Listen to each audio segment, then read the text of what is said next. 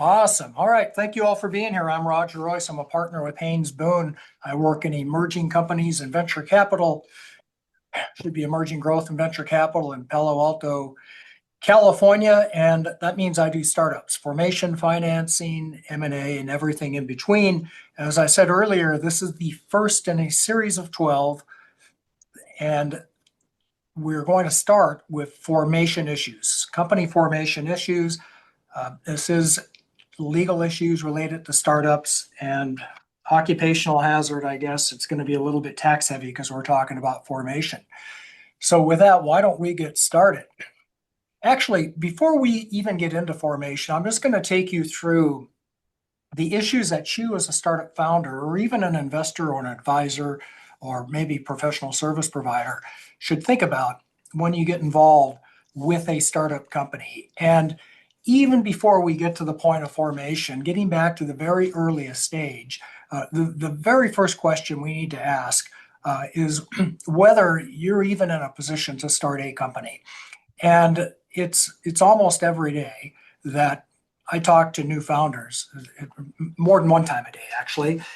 And they tell me about their idea. Sometimes it's very early. Sometimes they're sitting in dorm rooms, talking to me on Zoom. And the very first question that I ask is before we even get started is that, are you even sure you're able to do this?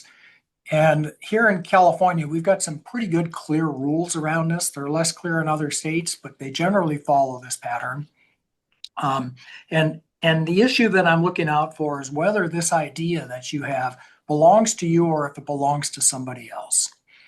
And it could possibly belong to somebody else if you've got an employer that you're working for. And the three things to keep in mind are, did you develop this thing that you're about to go out and promote in your startup company? Did you do it on the employer's time? Your 9 to 5 working hours. Did you do it with the employer's facilities? Did it result from work performed for the employer? They hired you to make gadgets and you came up with a gadget, widgets and gadgets, I guess. And then this fourth one here is really the toughest one.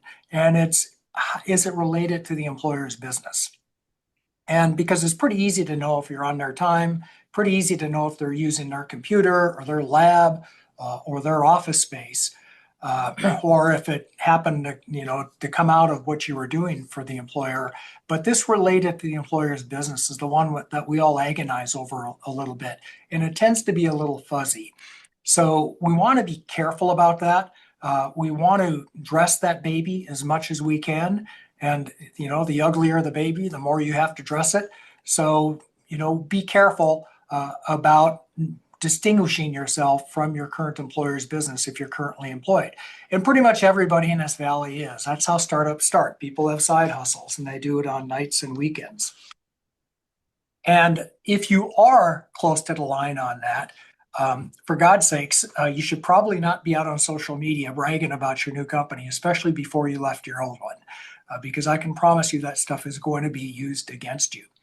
Now, we'll get into best practices about this probably next week. I'm going to do a whole session. Well, I'm going to do one on intellectual property. I'm going to do one on employment. And we'll talk more about these issues. But this is one that it's so important. It's such a big deal breaker of an issue that I like to raise it right at the outset. Second big issue at the outset that I want to raise is the number one issue that I see with not only startups, but pretty much businessmen and companies anywhere. And I like to tell people, like Bob said, I'm really old. I've been here in the Valley a long time. God, Bob, I think you were a young man when I first got here. It's not long ago. Anyway, in all that time, I've practiced in a lot of different areas. I've been on the East Coast, the West Coast, a lot of different industries, agriculture, oil and gas, even entertainment, believe it or not, and technology, and on a lot of geographies because I do a lot of international, but it's always this one same problem that pops up over and over again, and that's lack of documentation. And I think the issue is really that businessmen think this stuff is a little bit silly, some of these formalities, and my handshake should be good enough kind of thing. And I don't disagree with you on any of that. I will just tell you that the law places a lot of importance on documentation. And what I'm going to be talking about today and for the next 12 months, as a matter of fact, is going to be heavily oriented towards documentation. Now, what needs to be documented? Well, let's talk about that a little bit. And I'll get into all these other issues later in more depth. But for now, I want to talk about formation. So question number one, can we just, go get a URL and create a fancy logo on Canvas and start a company? Yeah, you certainly can. And a lot of people start that way. And then they come to me and I tell them they should form an entity, corporation, LLC, something like that. And they'll say, well, do I really need that? Because, that's expensive and I haven't raised any money yet. And can I wait on that? Can I just kind of defer that? And my view is that you want to do that as quickly as possible. And the reasons why are very clear. The number one, most important reason why you want to form an entity, a corporation or something like that, to conduct your business is liability protection. That is why people form entities. Liability stops at the corporate level, right? For the last 200 years in this country, when we got our first corporate statute. So liability protection. If you don't have that entity, then you alone are personally liable, individually liable for all the liabilities, contractual or what we call tort, of your business. And you do not want that. You don't want your first business idea to follow you for the rest of your life. And that theoretically can happen. Second, that's an easy one. That's a no-brainer. We all get that. But secondly, and a little more subtle, is if we have an entity, we can start securing our intellectual property rights and our contractual rights. In other words, we can create a non-disclosure agreement that we can get people to sign and an invention assignment. So when people come and work for us, we have that document that will ensure that the rights that they're developing belong to the entity that we just formed. And that's important because otherwise, we've got them scattered amongst a group of founders and then they have to be assigned later on, which may or may not be problematic. Thirdly, this gives you a vehicle to divide equity. And I've been a founder myself, so I know how it is. You sit down in a bar and you map it out on a napkin, and you all just assume you're all equal owners, and that works really well until it doesn't, until you actually have to put it to paper. And I've been in this meeting, and I've talked about it before, where you sit down and we're about to document the deal, and I say, well, have you thought about ownership split? And the founders say, well, yes, we have. And I say, great, what is it?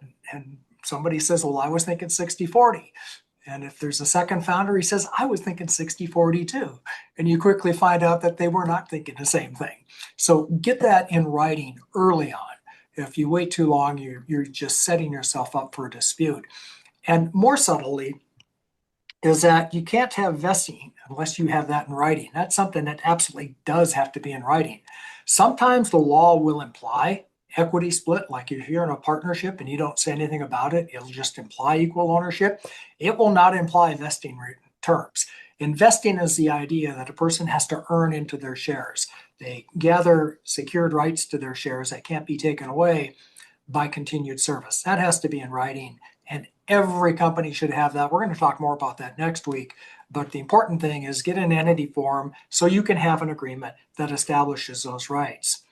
And then finally, I've seen this come up enough. I mean, I like to have a rule of three, but I can't. It's got to be a rule of fours today, because I've seen this come up enough that I have to mention it.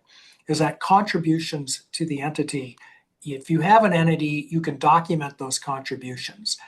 And if you don't do that, you are setting yourself up for a dispute because people will take whatever position favors them the most. Let me give you an example because I have seen this happen more than once. We have a service partner and a money partner. And the money partner is just feeding cash into the business. If it's an entity, and I've got one that I saw recently where I saw $5 million get spent this way, believe it or not. No entity, just cash being dispersed. Okay, now it's time to form the entity. Well, what do you get for that cash, right?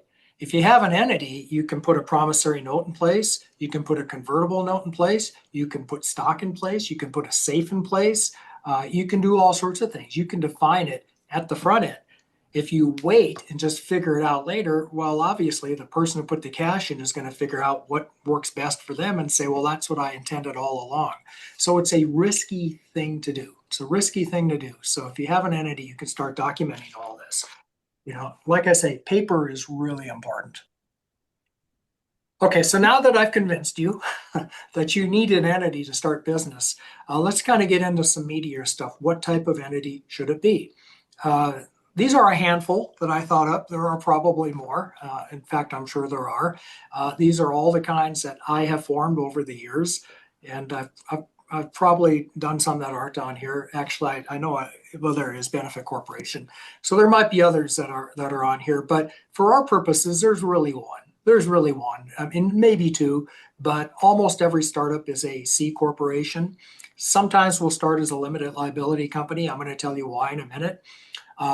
Now, on the other hand, if it's an entity that is never going to get venture funding, if it's going to be profitable, if it's going to be something that's going to be your cash cow and just generate, a good living for you and maybe, your kids when you pass on, then we might think about an S corporation. And there are scenarios where foreign corporations might make sense, or scenarios where partnerships might make sense. Maybe we'll talk about benefit corporations. So let's go through these one by one, and then I'm going to focus on the C corporation. So, by the way, before we get to that, benefit corporations they're not as popular as I thought they would be. And maybe that's for the future, because a benefit corporation you might think of as capitalism 2.0, right? It's a type of entity, because normally a corporation or an LLC, unless you provide otherwise, generally the good thing and the bad thing about a corporation is that the directors have a fiduciary obligation to maximize shareholder wealth. And that's it, right? Their obligation is not to fight climate change. It's not to promote social justice. It's not to be good to their employees. Their obligation to their shareholders is to maximize shareholder wealth. Well, with a benefit corporation, you can write into your articles that the corporation not only can maximize, it can do well, it can do good while doing well, okay? Not only to maximize shareholder wealth, but also to do any of these other social, environmental, whatever objectives that you might have. So that's the benefit corporation. They're pretty easy to form. And I am seeing them, just not nearly as many as I thought I would, given all the impact investors that are out there. And we're not going to talk about ESG today, but Bob well knows, because he is a micro VC, that VCs really love ESG, and they mostly like the E in ESG, environmental, social, and governance. And if you're a benefit corporation, if you've got that baked right into your formation documents, you might be more attracted to those sorts of investors. So that's all I'm going to say about benefit corporations, because that is simply a corporate designation. Everything else I'm going to say applies equally to benefit corps. Okay, choice of entity. Typically, it's going to come down to whether you're going to be one of these three. So let me talk about the S Corp first, because we are either going to make it the clear winner or disqualify it pretty immediately. And when people come to me and they say, gee, should I be an S Corp? I say, well, is this a lifestyle business, or is this a go big or go home kind of business? Because the companies I work with tend to be go big or go home. You're either going to change the world and be a humongous success and disrupt your industry, or you're going to leave this big, huge crater in the ground. Okay. There's no in between. You're either going to be really big or you're not. And if you clearly are not, you're just going to generate a good living or some regular income, S Corp makes perfect sense. Actually, Joe Biden famously had an S Corp that held the royalties to his book, right? It was a profitable business. It generated royalties for several years. He was able to get a favorable rate of tax, and I have no criticism of all of that. That's just bread and butter, plain vanilla tax planning. And he did that through an S Corp, and a lot of authors do that. On the other hand, you will never see any company that hopes to be venture backed be an S corp for reasons that I'll talk about. Because they're not going to have income in the early years that they need to worry about this two levels of tax. They're going to have only losses at the corporate level and a big gain at the shareholder level that we can get some tax advantages out of if we're a C corp and not an S corp. Just put a pin on that for now. Okay, so I've convinced you that you don't want to be an S corp maybe because you're a tech startup and you think the future is going to be big and you're not going to have any income early on that you need to shelter, and you're not worried about these noise level issues that you have with S corps. The biggest one actually being that you can avoid Social Security taxes, which should be on here someplace, but maybe not be. So the question is, should I be a limited liability company or a C corp? And here's the difference. With a limited liability company, you can be taxed as a partnership, meaning there's one level of tax. The entity just files this information return and its owners get these pesky K1s. And it's right about this time of year that we're all, fighting with companies to get K1s so we can get our tax returns filed on time, which shows your share of the income. The benefit is one level of tax, but also since 2017, we've had this 20% deduction on most incomes called a Section 199A deduction, or QBI, Qualified Business Income Deduction, and it phases out at higher levels, but it is huge. It is huge. I mean, if you're a small business, you got to love this. And by the way, the Senate just approved the extension that came into the Tax Cuts and Jobs Act in 2017, and just a couple weeks ago, it sailed through the House, passed the Senate, and is waiting to be signed. But that will probably be made permanent. That's my prediction. Anyhow, 20% 199A deduction, huge benefit, right? If you're going to have income at the LLC level. If you're not going to have any income at the LLC level, there's still some benefit because losses pass through, and the owners, provided they jump through some other hoops, can take those losses on their personal tax returns. Subject to certain limits, they can offset other income, like wage income. So that's the LLC. C corporation is a separate tax-paying entity, pays taxes separately on its income, but like I say, startups do not have income, or they should not have income. If they do, they're not reinvesting in building. So generally, I don't see that. I mean, sometimes I do. Sometimes you can't help it. But generally, they don't have income, so they're not too worried about that. Instead, they're just building the asset. When they ever do have income, of course, then it gets taxed at the corporate level. So numerous restrictions on S corps, almost none on C corps. California generally conforms, except there's this annoying $800 annual minimum franchise tax, regardless of what type of entity you are. LLC, C corp, or S corp, plus 1.5% on taxable income of S corps. Let me talk through a couple other issues. Could people really agonize over this? Should I be an LLC and get my losses now, or should I be a C corporation? The other thing is LLCs are really complicated when you try to do employee equity compensation. S corps and C corps are less so, and C corps are not. You can just do kind of a standard option plan. And an option in this valley, it's sort of like Miranda rights. Everybody knows they should have them, and they'll ask for them. So that's a real advantage here when you're out trying to attract talent. So you're able to grant ISOs. You can't do that with an LLC. You could do theoretically options, but they're mind-bogglingly complicated as an accounting matter. So people would just do other types of interests. We call them profits interests. So Advantage Corporation when it comes to equity comp, Advantage Corporation when it comes to simplicity, right? Advantage LLC when it comes to tax on current earnings. Foreign owners, you do not want to have foreign owners in a U.S. LLC.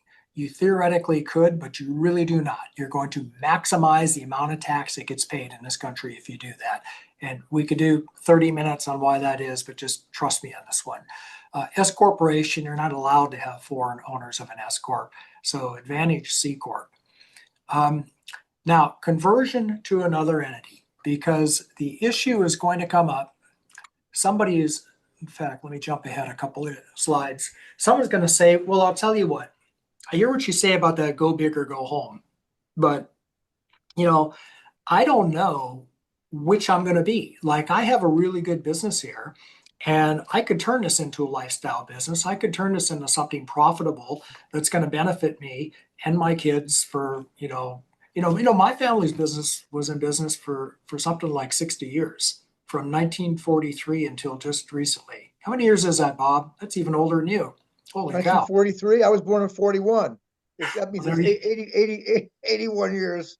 yeah, I'm not good at math. I'm Um, real good. so that's the kind of company that should be in a pass through, right? Because it's just gonna like support, people, year after year for many years. It's not looking for a big splashy VC exit. But suppose you say, look, I don't know which I'm going to be. I could have annual income, or maybe I could get some venture capitalists to be interested in me, and we could just go out and do a big splashy exit in 5 years.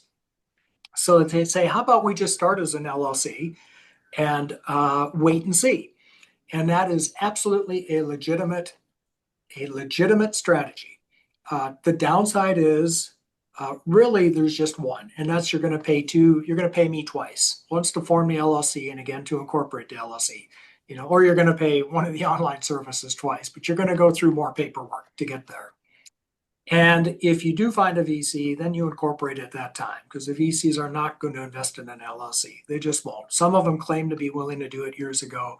I've not seen that. I'll just tell you. You can do an IPO potentially with a corporation. And yes, I know there are these complex vehicles that use LLCs, but just kind of the plain vanilla typical strategy. So you need a corporation to IPO. You can have what we call, which Section 368 means the tax-free merger on an exit with a corporation. With an LLC, you got to get a little bit more creative and fancy. It's harder to do. As we said, you can do ISOs instead of stock options in a corporation, not in an LLC. And but all of that is noise. All of that is noise compared to this next thing I'm going to talk about, and that's qualified small business stock. That is the number one reason that you want to be a corporation. Now, let me I'll tell you what, let's talk about the incorporation. I'm going to circle back to QSBS because that is worth spending some time on. Now, suppose we do start as an LLC and then we decide to convert. It's as easy as flipping a light switch in Delaware. There's not much to it. We file a cover sheet and some actually certificate of formation and a statement of conversion, and poof, you are now a corporation. That's what happens as a corporate matter.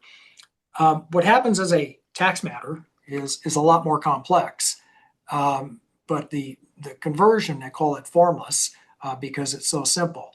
And one thing happens, poof, you're now a corporation. About a million things happen as a tax matter. And I hate to do this, but I am going to pause on the tax issues for a minute. So this is what typically happens as a tax matter when you incorporate an LLC.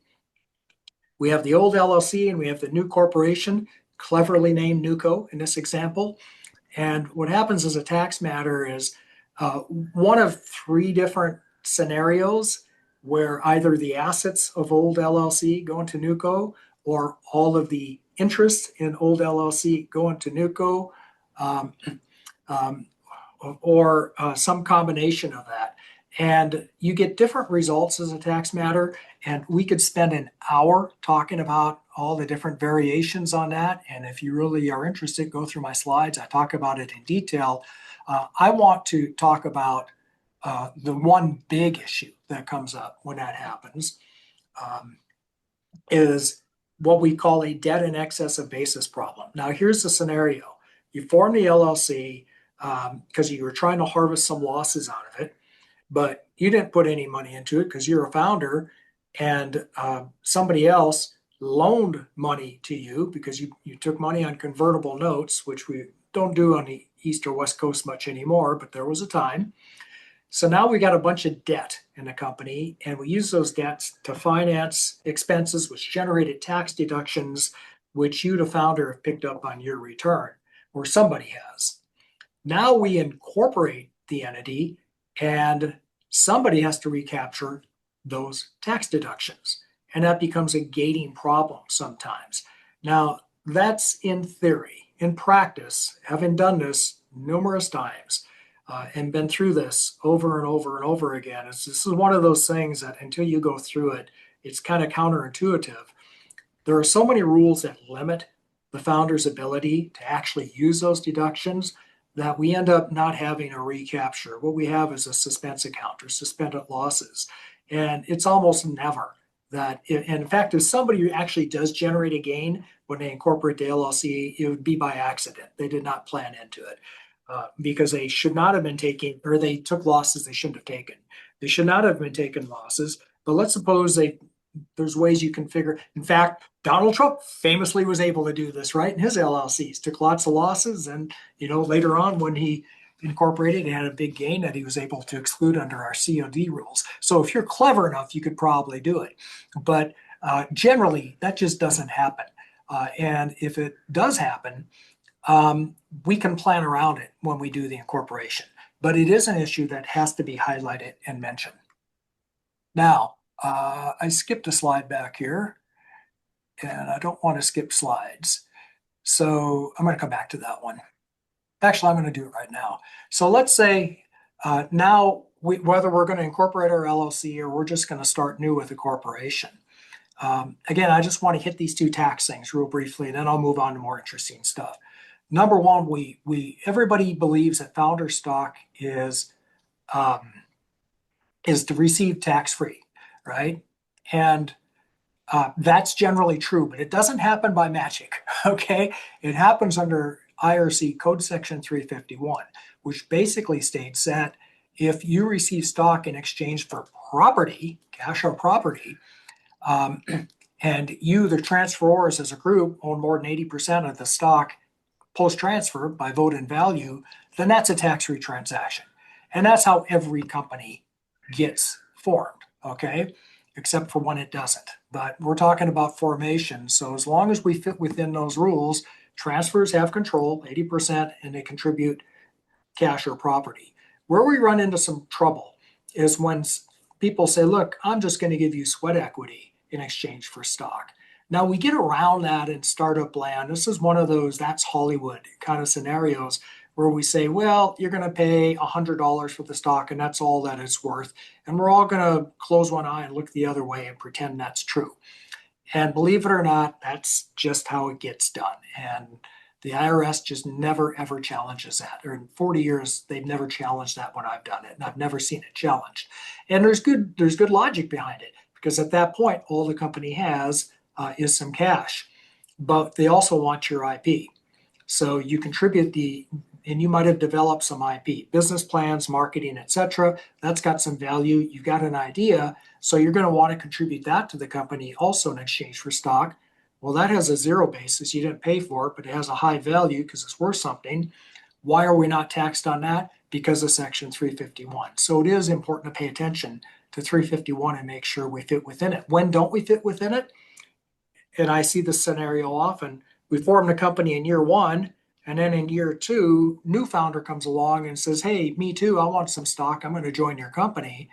So you say, great, we're just going to give you stock at 0.0001 a share like everybody else. Well, now you got a problem because now the stock's appreciated, right? And they're not getting 80%. They're not going to have 80% after the transfer. So you have a potential problem. So we need to plan into that. I'm not saying it's insurmountable. I'm saying it's something to think about. And the more likely scenario is when somebody comes in and they're just purely getting stock for services. You would never, ever, ever document anything like that. That would be a problem. So, heads up, just be careful that we, fit within all the tax rules. Now, qualifies small business stock. We got to talk about this. It is like the number one biggest. It's such a giveaway. I know, investors hate me for saying this, but it really is. And it comes up in every Congress, it seems. It comes up for deletion or limitation or scaling back. It's been around since the days of Clinton, and it's now broader than it was then. It's 100% exemption up to $10 million or 10 times basis. And I don't think it's going away. And I think this is something, there was a time when I kept saying, well, that QSBS is clearly a temporary thing. I don't think we can rely on that. I wouldn't bank on that. Well, I've been wrong. It clearly is here to stay. I've changed my tune on that. So what is QSBS? So if you, the founder, or you, the investor, or you, the optionee who exercises, you buy stock in a company. If it is qualified small business stock, you hold it 5 years, you sell it, you don't pay any federal tax at all, not a nickel. Federal tax on up to $10 million a gain or 10 times your cost of the stock, whichever is greater. Um, that's the basic rule. The stock has to be originally issued. It has to be held for 5 years. You know what I mean by original issue? You can't buy it from a founder in a secondary sale. It has to come from the company. It has to be held for 5 years. The company has to be worth less than $50 million at the time of issue, so based on a gross assets test, which is a little bit more subtle than you might think. It's basically cash, tax basis, and post transaction. Sometimes we get close to that limit. We have to be careful about it. Usually not. Most startups are nowhere near there, at start. It only applies for federal purposes, not for state purposes, although some states do conform. And you can't play these games where you redeem somebody out while you're issuing stock to someone else. So the cash goes in a circle. That's significant redemptions. It has to stay in the company. And I guess the one big area of controversy these days is this active business test, because the statute doesn't define it. The regulations don't do a good job of describing it. The rulings and cases are all over the place. So we have to do this mostly by analogy as to whether it is a qualified small business. I can tell you some clear cases where it's not. If you're a professional service provider like me, a lawyer, forget it. You can't issue QSBS. So that's the bad case. If you're selling products, you probably can. So this is one where you want to get some counsel on this at the front end, and it's a huge benefit. Now, I want to pause for just a second and say that with LLCs, you can game the system by forming as an LLC and incorporating at some later point. You can maximize the amount that can be excluded under QSBS. And if we had time, or if you want to listen to one of my podcasts, I can show you a way to get almost $500 million of free taxable income out of this. That's crazy. It can get that high if you just wait and incorporate when the value of the property going into the company, i.e. the LLC, is worth a lot of money. Did I say 500,000? I meant 500 million. So it's a huge giveaway, I don't know why Congress does it, but it's there. So you might as well take advantage of it while it's there. Okay, that 5-year holding period tends to be a little problematic. I just want to give a nod to the fact that, let's suppose you don't hit the 5 years and your company exits and you're getting drug along. You've only held the stock for 3. Well, you've got a rollover opportunity. Just like with real estate, you can take the proceeds from the sale and you can roll those proceeds into new qualified small business stock. Hold that for another 2 years. You tack the holding periods, add up to more than 5 years. Then you can sell, then you can exit. People use this rule. I don't want to say play games. They use it to plan in to ways to get QSBS in scenarios where they did not meet the 2-year holding period. Yeah, we used to agonize over these comparisons and model it, spreadsheet it, and do all this stuff. It's really not necessary. I can just tell you, QSBS is better. It just is. All right, I spent too much time on that. Let's move on to choice of law. I said you want to form a corporation you want to form a C corporation. C is a tax designation. It distinguishes it from an S corp, which is a pass-through. C corp is a separate taxable entity.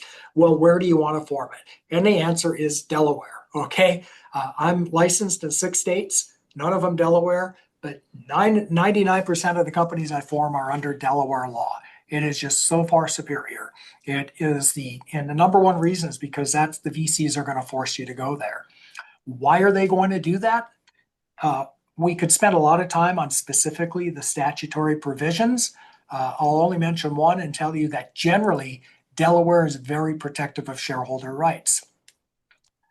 If you've been following the news, you can ask Elon Musk, and he will tell you that Delaware is very protective of shareholder rights. That's why he moved out of Delaware.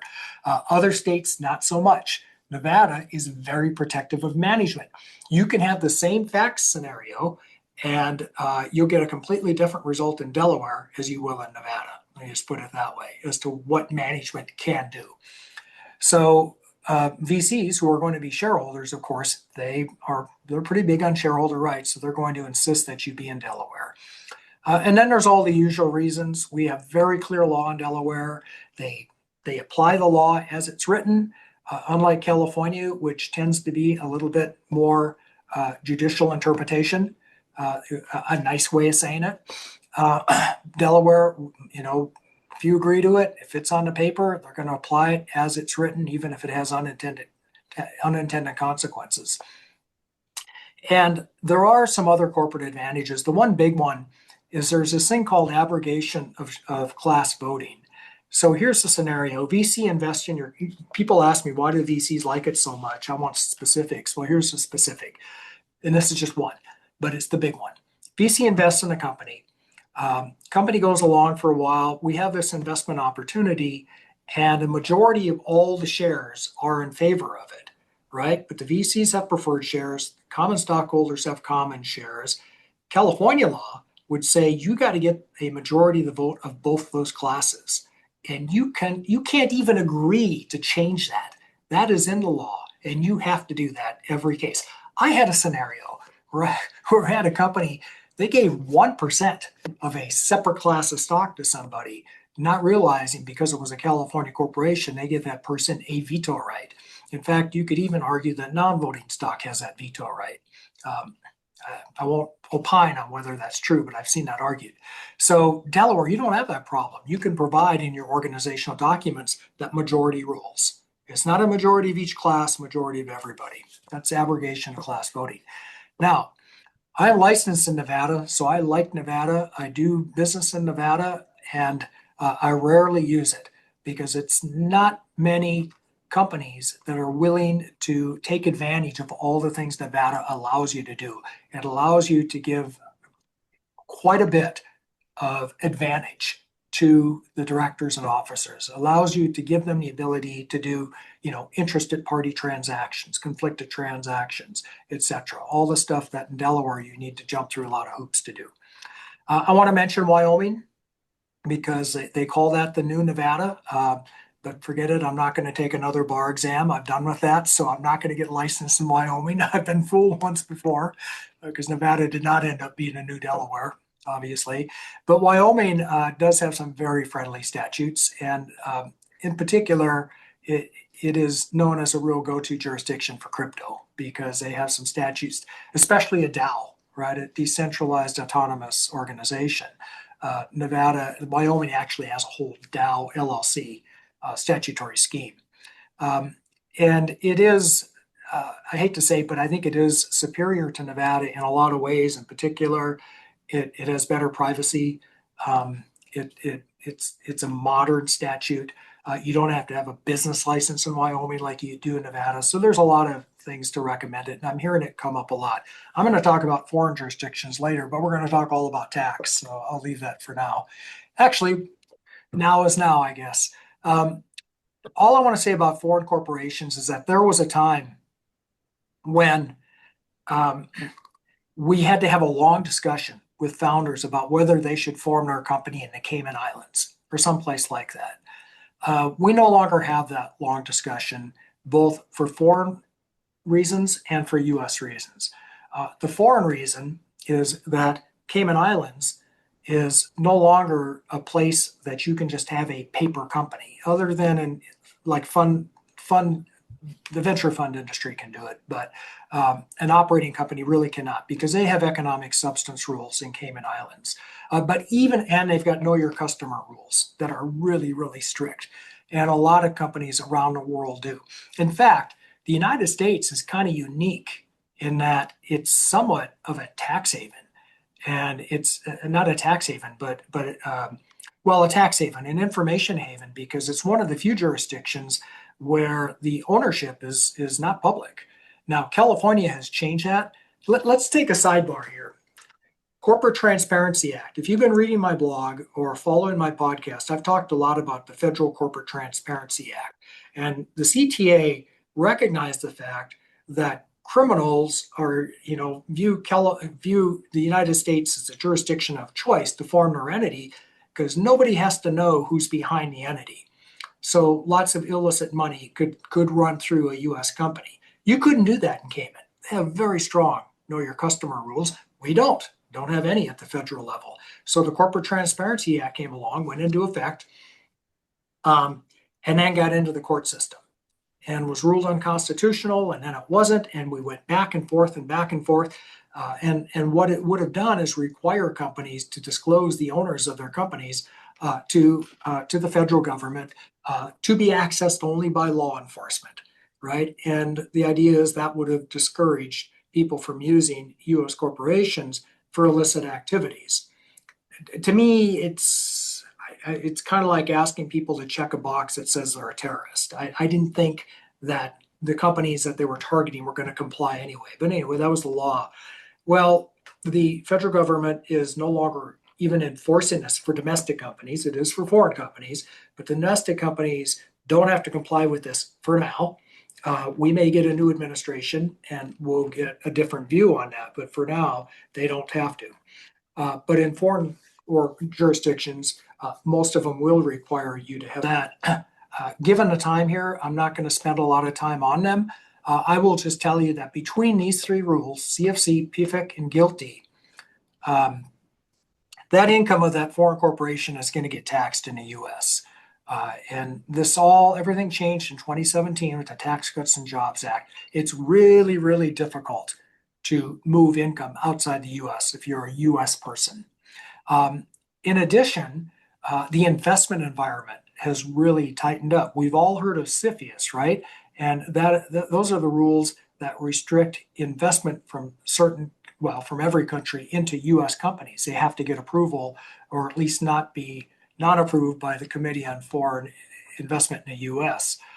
Well, we got reverse CFIUS rules now for the last couple of years, which imply similar restrictions to outbound investment. So we have a regulatory hurdle that we have to jump over.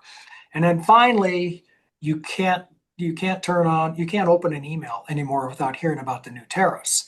And I won't talk about them. We did a whole podcast on them. I have a Substack article on them.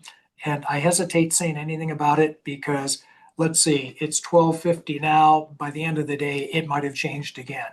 I will say it's just something to consider because clients are asking me, gee, do I really, just this morning, I don't know if I want to form my company in Europe because of these tariffs. Maybe I should rethink that. And let's just say it's a consideration. All right. Like I said, I'm not going to bore you to death with tax anymore, except for one thing, because this comes up enough, right? We got to pause on it. Let's suppose you're a foreigner, not a U.S. person, and you say, that's all great if you're a U.S. person, but I'm not in the U.S., so I'm going to form my company outside the U.S., and I'm not doing anything wrong. I don't care about know your customer and anti-money laundering laws, and I am perfectly happy. And we have an office in London, so we work with a lot of UK companies. So now you've got your, European company or wherever it is, Singapore maybe if you're in Asia, and you go to solicit U.S. investors, and you get lucky. You get a bite, you reel them in, and you get that big investment in your foreign company. Well, now that U.S. investor has a problem because what you've got is called a passive foreign investment company because it's got too much cash. And that means that it's going to get taxed on a portion of the income of that foreign company, even though it's not getting a distribution. The good news is that there are exceptions in the PFIC rule for startups that you could drive a Hummer through. So we can get around this. But just keep in mind, it's something that you have to be aware of and pay attention to if you're going to do any of this foreign entity stuff. Enough of that. I do want to close here with Dexit because I've been getting so many questions about it. And Dexit, as I'm sure you know, is short for Delaware Exit. And I had touched on it a little bit. And remember, I said you're going to be a Delaware C corporation if you're going to be a venture capital company. Well, there is some challenges to that conventional wisdom now because we've been reading about the migration of companies from Delaware, right? Tesla being the most famous one. And I guess the other one that you might have heard about is TripAdvisor. And there's a handful of other ones that have moved out. I don't think I have them on the slide. I do have them in my podcast I did on this issue. And it all came because of Elon Musk's challenges to Delaware's strict governance laws. And if you look at that case, basically they ruled he got a big bonus, humongous bonus. Delaware said, no, that was not authorized. That was an interested party transaction. The shareholders who voted in favor of it are under your thumb. And it was not approved. You got to return it. Okay, Nevada you would have gotten a different result in Nevada. I mean, Nevada has always been viewed as more favorable to management. We talked about that. What I haven't talked about yet, though, is that the incorporation industry in Delaware is a huge business. It's a big revenue generator, and Delaware does not want to lose that business. So now we see this Dexit trend, and we see Elon Musk tweeting things like never incorporate in Delaware, right? He's an influential guy. So, and now companies are talking about leaving, and they're all getting lots of press. So Delaware amended its code, its corporate code, to make it more friendly, I guess, to management. But not a lot more. And depending who you ask, they either change the rules to take discretion away from courts and put it into a statute that is management friendly, or they have just codified what the courts have been doing or should have been doing for many years. I don't know the answer to that. I do know that we've got a couple of big changes. Number one is that so the rule is it's always been that if you're an interested party in a transaction, let's say I'm a director in a company and I vote to give myself a big bonus. Okay, I'm an interested director.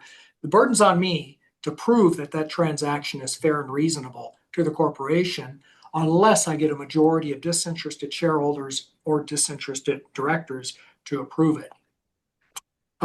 The Delaware statute has tightened that up just because the law used to be that the transaction is not voidable because of that. And now they say not only is it not voidable, it's not that you can just rescind it and get the bonus back. It also says that you can't even be sued for a fiduciary claim if you meet that standard. There are some safe harbor standards involving controlling stockholders. Interestingly, they've limited shareholder inspection rights because if you're a stockholder of a corporation, you can make a demand for certain records. They've limited the information that can be demanded and put some requirements around it, like they can force you to sign an NDA. So they've tightened all of this up. Whether this makes a difference, I don't know. Personally, I just do not think that companies are going to stop going to Delaware. And it really has little to do with everything else I said. It has more to do with the fact that Delaware is just very service oriented. They've got all of this case law, and we know what you got in Delaware, and mostly just legacy. Just legacy. People know what Delaware is. It's internationally recognized. So people keep asking me, should we incorporate in Nevada where I'm licensed, or in Texas where we're based? And I say, well, maybe, but I still think the VCs are going to want you to be in Delaware. Okay, I am Roger Royce. I'm a partner with Haynes and Boone. I hope this was informative. If you'd like to learn more, I have a couple of books out.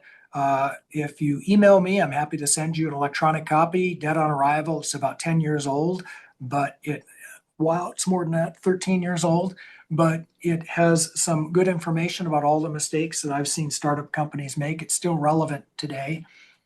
And my more recent book, which came out, which I wrote during COVID, Everyone Needs a Hobby, it's called 10,000 Startups, Legal Strategies for Startup Success. And we go through in a very accessible way the basic legal concepts that you're going to want to know and have in the back of your mind when you go to see your lawyer. So you know that you ask all the right questions. All right. And with that, we have 3 minutes left for questions here. And I'm going to go ahead and pause the recording.